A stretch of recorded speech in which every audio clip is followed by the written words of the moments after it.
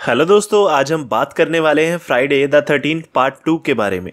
ये पहली फिल्म का ही सीक्वल था और इसकी स्टोरी पहली फिल्म से ही कंटिन्यू होकर 5 साल बाद चलती है। इसे स्टीव माइनर ने ही प्रोड्यूस और डायरेक्ट किया था, जो कि उसकी डायरेक्शनल डेब्यू फिल्म भी थी।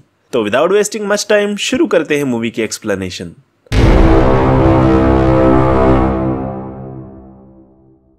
अब इस फिल्म की स्टोरी पहली फिल्म से ही कंटिन्यू होती है। कैंप क्रिस्टल लेक में वो सारे कत्ल होने के 2 महीने बाद उस हादसे में इकलौती सर्वाइवर एलिस को भयानक सपने आते हैं और वो अभी भी उस हादसे की सारी यादें भुला नहीं पाती।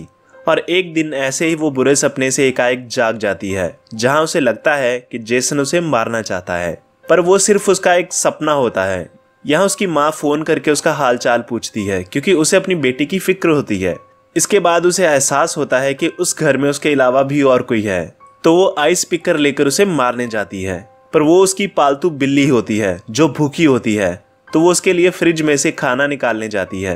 पर फ्रिज में उसे पामेला वूरहीस का कटा सर मिलता है कि तभी कोई अनजान शख्स पीछे से एलिस की कनपट्टी पे उसके ही आइस पिकर को घोंप देता है और उसकी हत्या कर देता है। अब ये अनजान शख्स कौन होता है, ये हमें आगे पता चलेगा। अब इस इंसिडेंट के 5 साल बाद कैंप क्रिस्टल लेक के पास ही कुछ काउंसलर्स दोबारा से ट्रेनिंग कैंप अरेंज करते हैं, जिसमें कैंप काउंसलर पॉल होल्ट उस ट्रेनिंग कैंप को होस्ट करता है और बाकी के काउंसलर्स को वहां के खतरे से अवगत कराता है कि वहां सबसे ज्यादा खतरा जंगली भालुओं से है। इतने में उसकी फॉर्मर गर्लफ्रेंड जिनी भी आ जाती है, जो उसे इस काम में इंसिस्ट करने वाली थी, पर वो उस पर लेट आने के लिए नाराज होता है। पर वो उसे बताती है कि उसकी कार खराब हो गई थी, जिसकी वजह से वो लेट हो गई, तो वो शांत हो जाता है। अब उस रात कैंप फायर के दौरान पॉल सबको जेसन वूरहीस के बारे में बताता है कि कैसे वो डूबने से मरा था। और उसके बाद कैंप क्रिस्टल लेक में वो सारे खून हुए, जिसमें से इकलौती सर्वाइवर एलिस ही बची थी, पर बाद में वो भी मारी गई।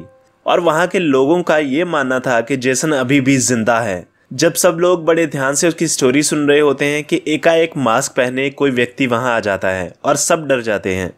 दरअसल वो टेड होता है, जो पॉल के साथ मिलकर सबको डरा रहा था। और फिर लास्ट में पॉल सबको एक्सप्लेन करता है कि ये एक मजाक था और जेसन मर चुका है। अब रात को जब सब लोग अपने कैबिन में चिल कर रहे होते हैं, तो ऐसा लगता है कि जैसे कोई उनका पीछा कर रहा है, कोई छुपकर उनको देख रहा हो। यहाँ सैंड्रा जेफ से कहती है कि मुझे कैंप ब्लड देखने जाना है, पर जेफ कहता है कि ये सही आइडिया नहीं होगा और उसे टाल देता है। उधर पॉल जिनी से मिलने उसके कैबिन में जाता है और यहाँ क्रेजी रैल्फ उन दोनों को मिलते देखता है कि अचानक कोई अनजान शख्स उसे फंदा लगाकर मार देता है। अब अगली सुबह जब सब लोग नदी में नहाने जाते हैं और जेफ और सैंड्रा मौका पाकर वहां से निकल जाते हैं और कैंप ब्लड देखने चले जाते हैं। थोड़ा ही रास्ता चलने के बाद वो कैंप ब्लड की बाउंड्री में पहुंच जाते हैं। यहाँ कोई अनजान शख्स लगातार उनका पीछा करता रहता है। अब जैसे ही वो थोड़ा आगे चलते हैं कि एक पुलिस वाला उन्हें ट्रेसपासिंग के जुर्म में पकड़ लेता है, पर पॉल उन्हें अपने बिहाफ पे छुड़वा लेता है और सैंड्रा को कैंप ब्लड ना देख पाने का बहुत अफसोस होता है। इधर पेट्रोलिंग के वक्त वो पुलिस वाला किसी मास्क पहने शख्स को सड़क पार करते देखता है और गाड़ी से उतरकर उसका पीछा करता है। काफी देर पीछा करने के बाद वो उसे ढूंढता हुआ जंगलों के बीच में एक कैबिन में पहुंच जाता है। जब वो उसके अंदर जाता है, यहाँ वो कुछ ऐसा देखता है जो उसे देखना नहीं चाहिए था और वो भौचक्का रह जाता है। अब इससे पहले कि वो कुछ समझ पाता, वो अनजान शख्स हथौड़ी से उसके सर पे वार करता है और पुलिस वाला वहीं मर जाता है। इधर जब सबकी पहचान एक दूसरे के साथ हो चुकी होती है, तो वो उस रात वो शहर जाने के पार्टी करने के बारे में प्लान बनाते हैं। पर उनमें से कुछ लोग वहीं रुक जाते हैं, जिनमें जेफ और सैंड्रा होते हैं, क्योंकि उन्हें सजा मिली होती है। मार्क होता है जो व्हीलचेयर पे होता है। विकी, टेरी और स्कॉट भी वहीं रुक जाते हैं। अब रात को टेरी नदी में नहाने जाती है, पर पीछे से उसके कपड़े चुरा लेता है। वो परेशान हो जाती है, पर थोड़ी देर बाद पता चलता है कि वो स्कॉट था जिसने उसके कपड़े चुराए थे। तो वो उसे सताने के लिए आगे भागता है, पर वो एक ट्रैप में फंस जाता है जो जंगली भालुओं के लगाया गया होता है और उल्टा लटक जाता है। टेरी उसे छुड़ाने के लिए चाकू लेने अपने कैबिन में आती है कि पीछे से कोई स्कॉट का गला काटकर उसे मार देता है। अब जैसे ही वो उसे छुड़ाने जाती है कि चीखें मारती वहां से भाग जाती है, क्योंकि वो पूरा लहूलुहान होता है और किसी को अपने सामने देखकर डर जाती है और वो अनजान शख्स टेरी को भी मार देता है। उधर पार्टी में सब लोग एंजॉय करते हैं और जिनी पॉल से जेसन के बारे में बात करने लगती है कि शायद उसने अपनी माँ का कत्ल होते देखा हो, तो इसीलिए अब सबको मार रहा है। पर पॉल उसकी बात मजाक में उड़ा देता है और कहता है कि जेसन सिर्फ कहानियों में जिंदा है, असल में उसका कुछ भी अस्तित्व नहीं है। इधर कैबिन में विकी कुछ सामान लेने दूसरे कैबिन में जाती है कि पीछे से वो अनजान शख्स एक एक करके सब काउंसलर्स को मारने लगता है और इसी बीच वो मार्क को भी मचाटे से मार देता है और फिर कैबिन में जेफ और सैंड्रा के पास जाता है और मौका पाकर दोनों को मार देता है। विकी जब वापस आती है तो वो देखती है कि कैबिन में कोई नहीं होता, तो वो उनको ढूंढती ढूंढती जेफ और सैंड्रा के रूम में आती है जहां वो कातिल पहले से लेटा होता है और फिर विकी को भी मौत के घाट उतार देता है। थोड़ी देर बाद जिनी और पॉल भी पार्टी से वापस आ जाते हैं और सारे घर को अस्त व्यस्त और सुनसान देखकर घबरा जाते हैं और सब लोगों को ढूंढने लगते हैं कि इतने में उन्हें जेफ और सैंड्रा के रूम में से खून से सने कपड़े मिलते हैं, जिसे देखकर वो और भी घबरा जाते हैं और इतने में अंधेरे का फायदा उठाकर खूनी पॉल पे हमला कर देता है और फिर वो जिनी को मारने उसके पीछे भागता है। जिनी अपनी जान बचाकर इधर उधर भागती है और फाइनली काफी देर पीछा करने के बाद वो जंगलों में भाग जाती है, जहां वो उसी कैबिन में पहुंच जाती है जहां उस अनजान शख्स ने उस पुलिस वाले को मारा था। वो खुद को अंदर से बंद कर लेती है कि इतने में वो अनजान शख्स भी वहां पहुंच जाता है।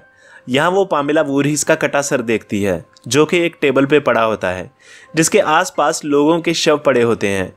अब यहाँ जिनी को रियलाइज होता है कि असली कातिल जेसन है जो ये सारे कत्ल कर रहा था। दरअसल वो उस रात डूबने से बच गया था और अब वो सबका कत्ल करके अपनी माँ की मौत का बदला ले रहा था। यहाँ जिनी खुद को बचाने के लिए एक ट्रिक खेलती है। वो वहां पड़ा उसकी माँ का स्वेटर पहन लेती है और ऐसे रिएक्ट करती है जैसे वो उसकी माँ हो और जेसन भी इमोशनल हो जाता है और उसी को अपनी माँ समझने लगता है। जिनी उसे शांत करवाने की कोशिश करती है और उस पे हमला करती है कि तभी एकाएक जेसन की नज़र उसकी माँ के कटे सर पर पड़ती है और वो जाग जाता है और खुद को बचाता है। इसी वक्त पॉल भी वहां आ जाता है और फिर जेसन और पॉल में हाथापाई शुरू हो जाती है जिसमें जेसन पॉल पे हावी हो जाता है और वो उसे मारने ही वाला होता है कि जिन्नी मचाटे से जेसन पे हमला कर देती है और उसका बायां कंधा जख्मी कर देती है।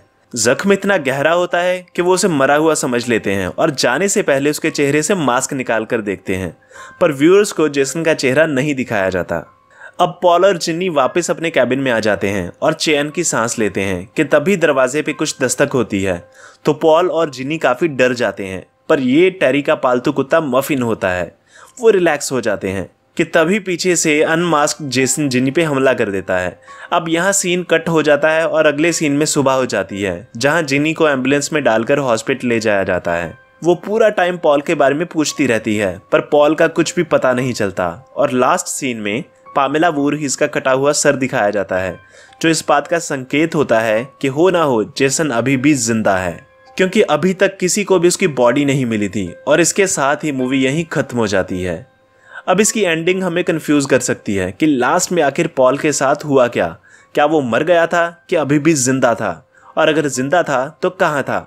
अब एक्चुअली मूवी में पॉल के बारे में कुछ भी क्लियर नहीं किया गया है, ना तो इस मूवी में ना ही इसके अगले पार्ट्स में, और ये सब व्यूअर्स की सोच पे छोड़ दिया गया है। पर एक थ्योरी के अकॉर्डिंग जिस तरह से लास्ट में पामेला वूरहिस का कटा सर दिखाया जाता है वो इस बात का संकेत होता है कि जेसन ने पॉल को मार डाला होगा और ये खूनी सिलसिला यहीं रुकने वाला नहीं, और हो ना हो जेसन फिर लौट कर आएगा। तो इसी के साथ आज की वीडियो रैप करते हैं। अगर ये वीडियो अच्छी लगी तो इसे लाइक करें, शेयर करें और सब्सक्राइब करें, और मैं मिलूंगा आपसे ऐसी किसी और मजेदार वीडियो में। तब तक के लिए बाय बाय।